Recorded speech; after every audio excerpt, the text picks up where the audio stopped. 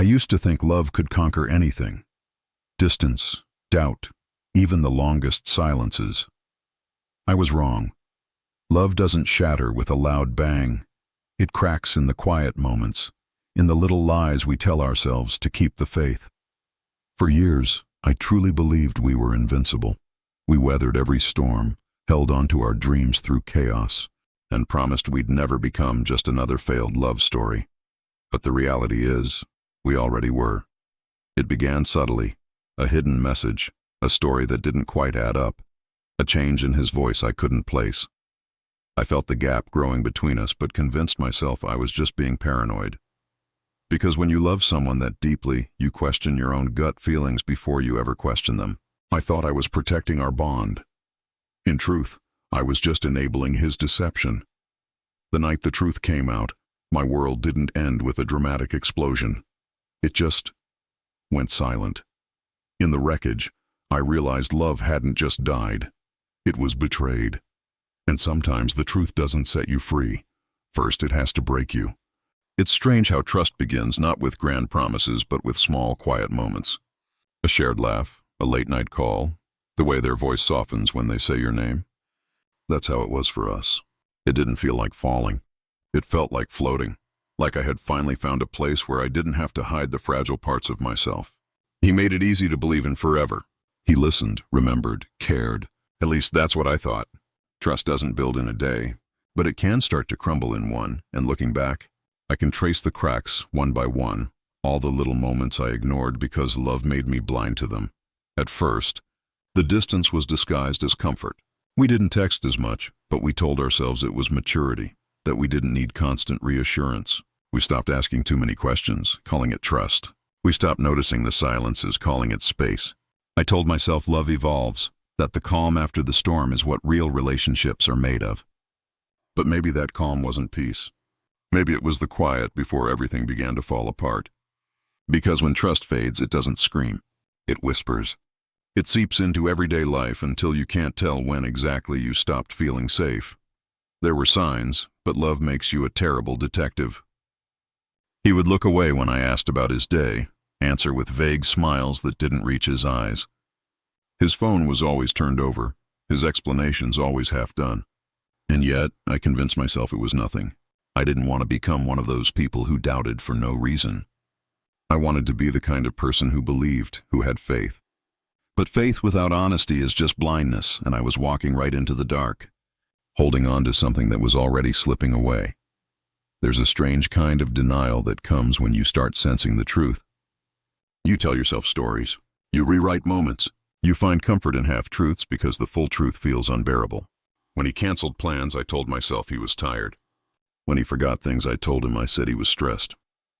When he grew quieter, I told myself he was just changing, that love changes with time, and I needed to accept that. But deep down, I knew the difference between change and distance.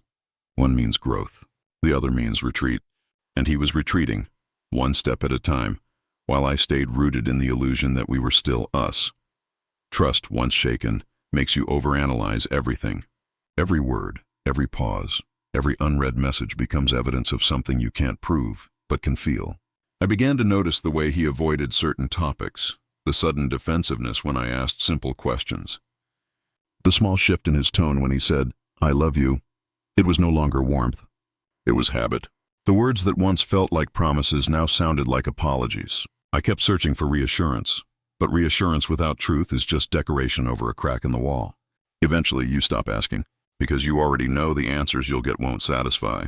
The ache that's growing inside you, what makes betrayal so devastating, isn't just the act.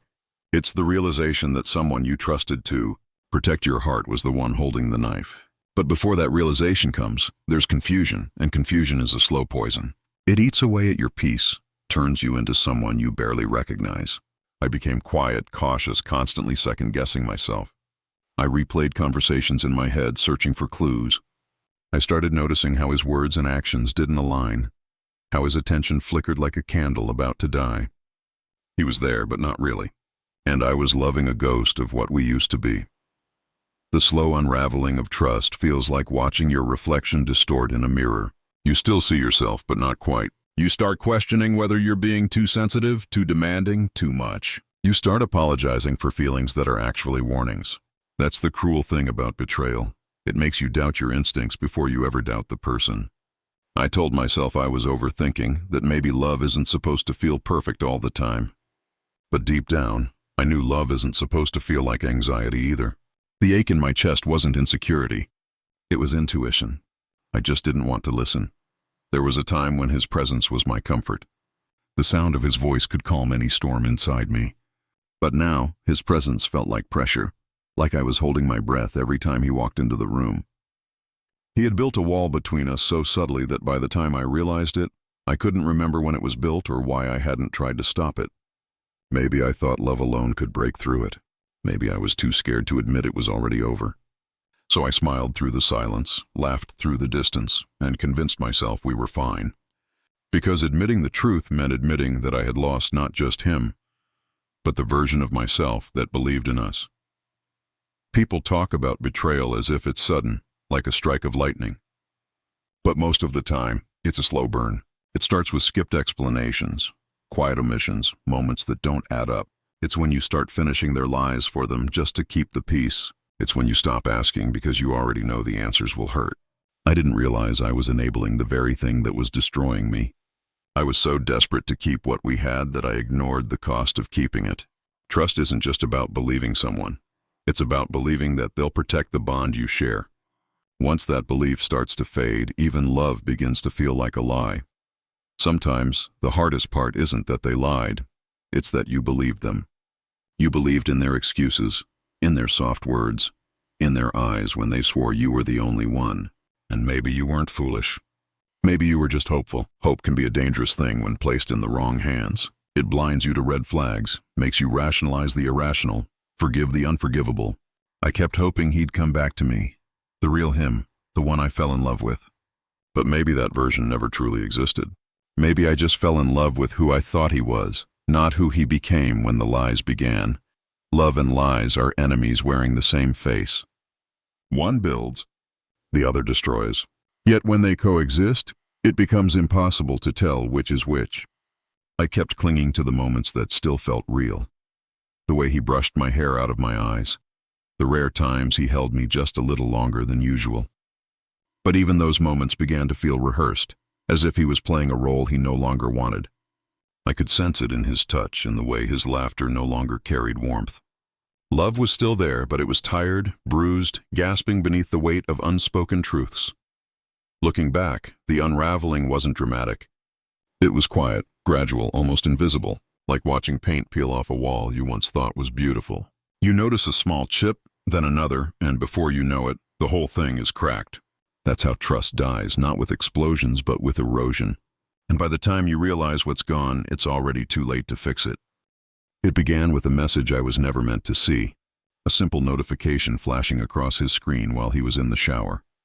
An unfamiliar name, a heart emoji, a tone that didn't belong in friendly conversations. For a few seconds, my heart stilled. Then, like instinct, I looked closer. I wasn't looking for proof. I was looking for reassurance. Something that would tell me I was overreacting, that this wasn't what it seemed. But when curiosity mixes with fear, it always leads to truth, and the truth doesn't wait for you to be ready. The first message was harmless enough. Compliments, jokes, casual warmth. But the deeper I scrolled, the more intimate it became. Words that used to belong to me, phrases, inside jokes, nicknames, were there, repurposed, recycled for someone else. Every line felt like a small betrayal. My hands trembled, and for a moment I couldn't decide if I should keep reading or throw the phone away. I didn't want to believe it, but belief didn't matter anymore. The evidence was right there, sharp and cruel in black and white. Each message was a tiny knife cutting through the illusion of the love I thought we shared. When he came out of the shower, towel draped over his shoulders, humming softly like everything was normal, I couldn't speak. I looked at him, searching for guilt, for some flicker of awareness, but he just smiled and asked what I wanted for dinner. That's when I realized it. The betrayal wasn't just in the messages. It was in the ease with which he carried the lie, the calmness of his voice, the unshaken normalcy of his routine. It made me sick, watching him move around the room like my heart hadn't just split open. I said nothing that night. I just smiled back, nodded, and pretended I hadn't seen anything. Because when love meets deception, silence becomes your first form of self-defense. In the days that followed, everything became a test I didn't mean to set. Every word he spoke felt like evidence. Every gesture carried hidden meaning. I watched him like a stranger, noticing things I had never seen before. The quick glances at his phone, the way he stepped out to take calls, the way his eyes didn't quite meet mine when he said, "I love you." The phrase had become mechanical, something he said out of habit, like brushing his teeth or locking the door. I started to memorize his lies even before he spoke them. That's the thing about betrayal. You begin to anticipate it even when you wish you didn't have to. Still, I couldn't confront him. I told myself I needed more proof, more time, more courage, but maybe I just needed a reason not to break. Because once you say it out loud, once you name the lie, it becomes real. And I wasn't ready for real, so I played along. I smiled when he made plans. I laughed at his jokes. I let him kiss me goodnight. But each touch felt colder, each word heavier. I was no longer loving him. I was studying him. Trying to understand how someone could hold you so close while hiding so much. At night, when he slept beside me, I'd stare at the glow of his phone on the nightstand, wondering if she was texting him right then. Wondering if he felt even a shred of guilt. I wanted to shake him awake, to scream, to demand answers, but the silence between us had grown too thick. It swallowed my voice. I began to feel like an intruder in my own life, trapped in a relationship that was still alive on the surface, but dead beneath the skin. The messages were no longer just words. They were ghosts that haunted every moment we shared. Eventually, I stopped checking his phone, not because I trusted him again, but because I couldn't bear to see more. There's a point where pain turns into numbness, where you stop needing answers because you already know them. I started withdrawing quietly, staying late at work, avoiding long conversations, pretending to be busy. He noticed, of course, but he never asked why.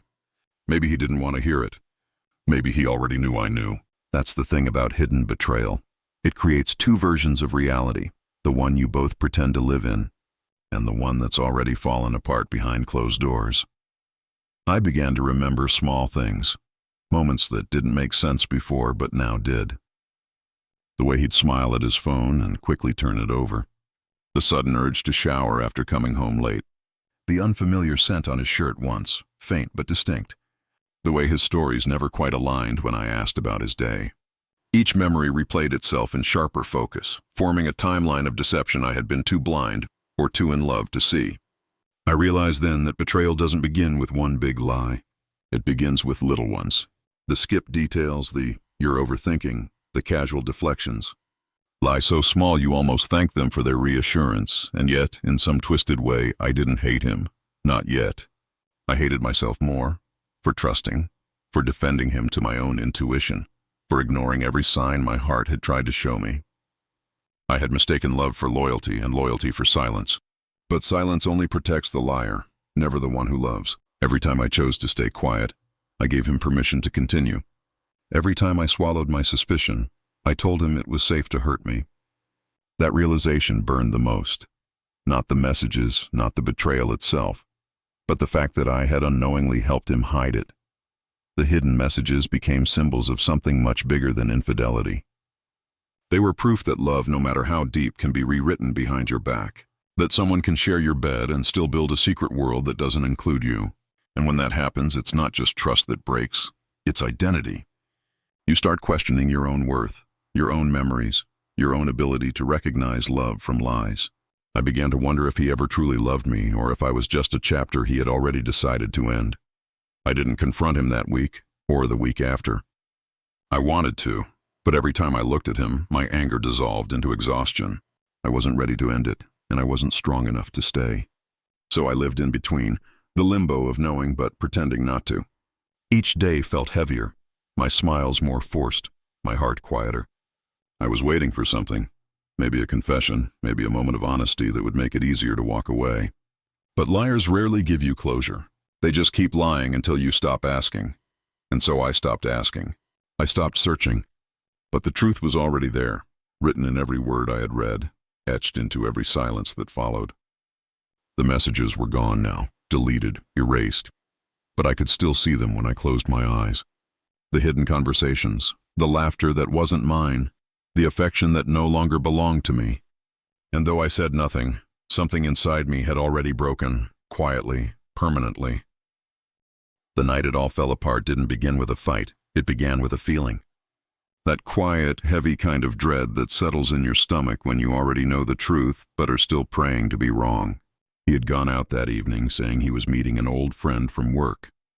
I smiled, told him to have fun, pretended not to notice the way he avoided my eyes when he kissed me goodbye. Hours passed. Midnight came and went. The clock mocked me with every minute that ticked by. When love turns to suspicion, time becomes your worst enemy. Every silence feels like confirmation. Every unanswered call feels like proof. I sat on the couch, phone in hand, staring at the door. My heart was restless, my mind replaying every red flag I had brushed aside. Maybe he really was with a friend. Maybe the messages I'd seen weren't what I thought. Maybe I was being paranoid. But deep down, I knew I wasn't. There's a difference between fear and intuition, and my intuition had never screamed this loud. When the doorknob finally turned, it wasn't relief I felt. It was resolve, the kind that comes when you've had enough of pretending. He walked in like nothing was wrong. Smelled like cologne that wasn't his, eyes slightly glassy, voice too calm. He smiled, said something about traffic, and tossed his phone carelessly onto the table. That's when I asked, softly, almost gently, where he'd really been. His smile faltered for just a second, but that second was enough. Truth doesn't always need words. Sometimes it's written in hesitation. He tried to laugh it off, to pull me close, to use touch as distraction, but my body didn't move. My silence unnerved him more than any scream could have. And when I told him what I knew, what I'd seen, he froze.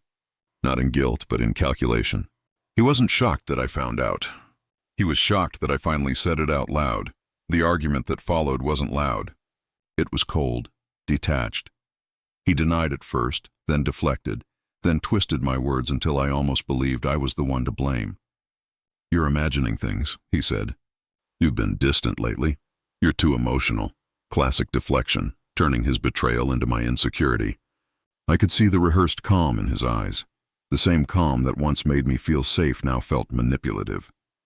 He had practiced this, maybe even used the same tone on her. Every lie he spoke chipped away at whatever love still lingered in the room. I wanted to scream, to break something, to make him feel even a fraction of the pain I felt. But I couldn't. The betrayal was too deep, too real for rage. It was the kind of pain that numbs you before it breaks you. When I finally told him I'd read the messages, the denial ended.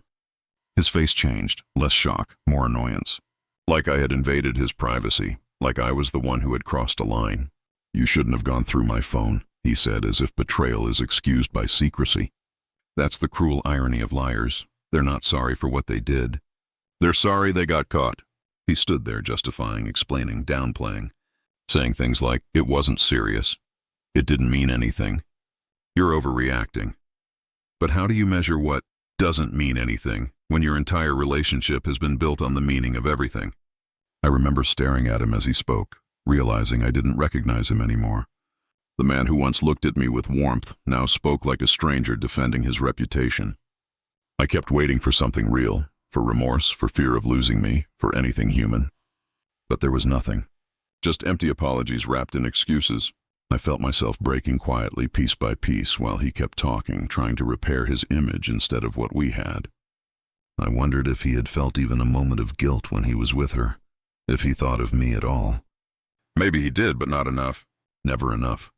When I finally walked away from him that night, my legs felt heavy, like I was wading through the aftermath of a storm. I went to the balcony, needing air, needing space from the suffocating walls of the apartment that had once been our home. Behind me, I could hear him pacing, muttering, maybe realizing that this time I wasn't going to forgive him. I looked out at the city lights, blurry through tears I didn't remember starting to shed. Everything looked the same, yet nothing was. The world outside was still moving, still alive, while mine had just come to a standstill. I thought love would end in chaos, in shouting, in dramatic exits. But sometimes it ends in silence, in the quiet acceptance that the person you loved no longer exists in the body standing in front of you. He called my name, but it sounded distant, like an echo fading down a hallway I would never walk again. I turned once, met his eyes, and for the first time I didn't feel love.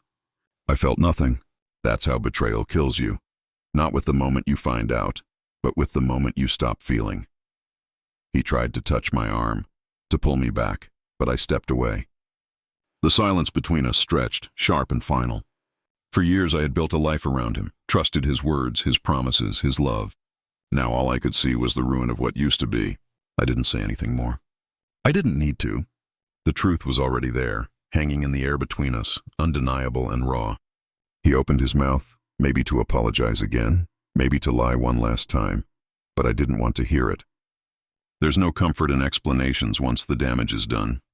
I walked into the bedroom, grabbed my bag, and started packing.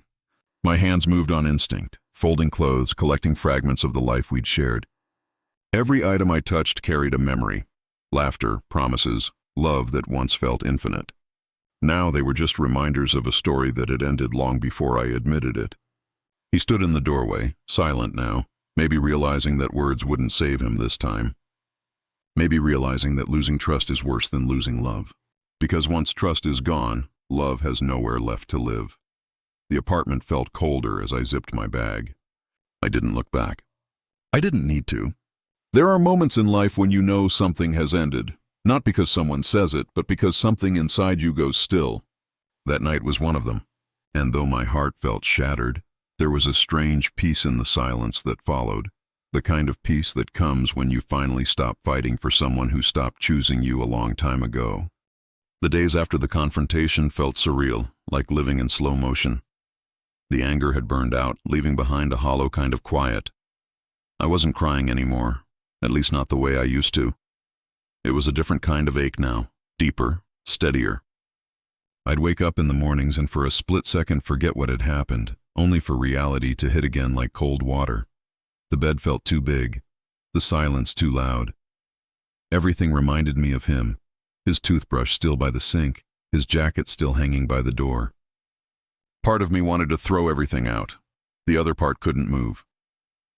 Because even when love ends, your body still remembers what it felt like to stay. He texted a few days later. Apologies, explanations, long paragraphs that tried to sound sincere but fell flat. He said he missed me, said he made a mistake, said he didn't mean to hurt me. It was strange, reading his words and feeling nothing but exhaustion. Maybe if he had said them a week earlier, I would have broken again. But now, I was too tired to bleed. Love can only break you so many times before pain turns to clarity.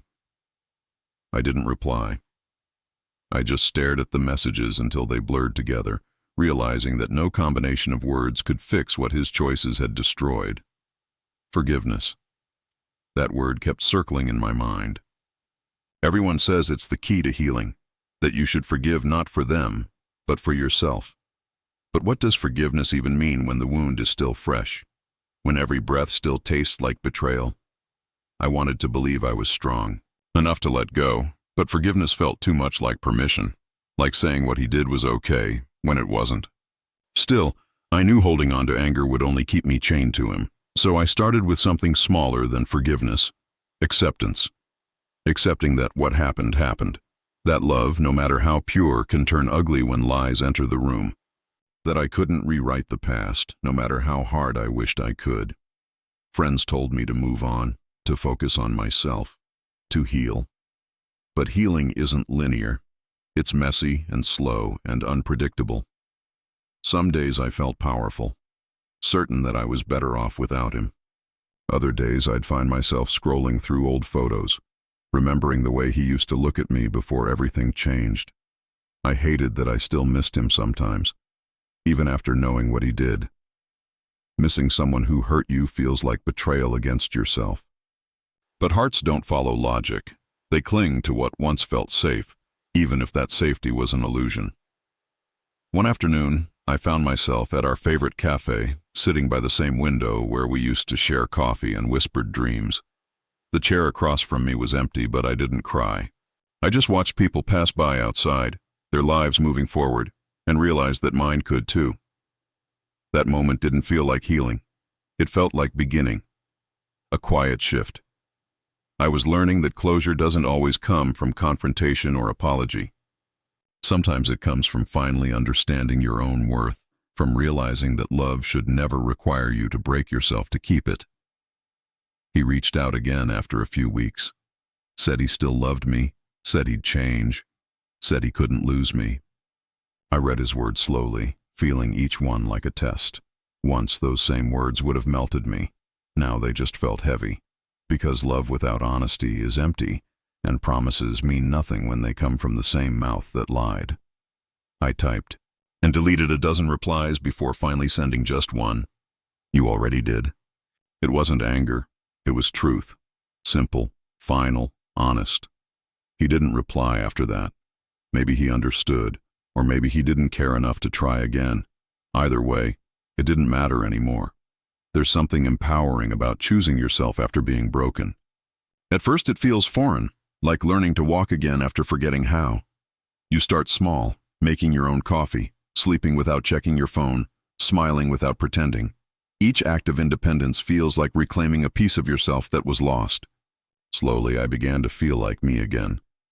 Not the version that existed with him, but the one that existed before him. The girl who laughed too loudly, who dreamed too much, who trusted too easily.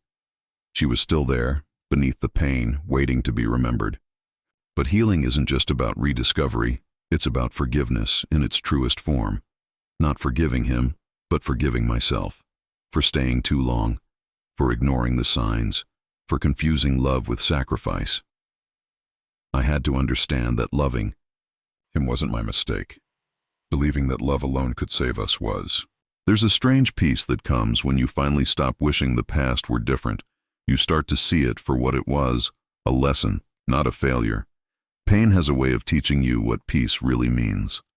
One night, months later, I stood by the window again, the same one where I had once watched him leave.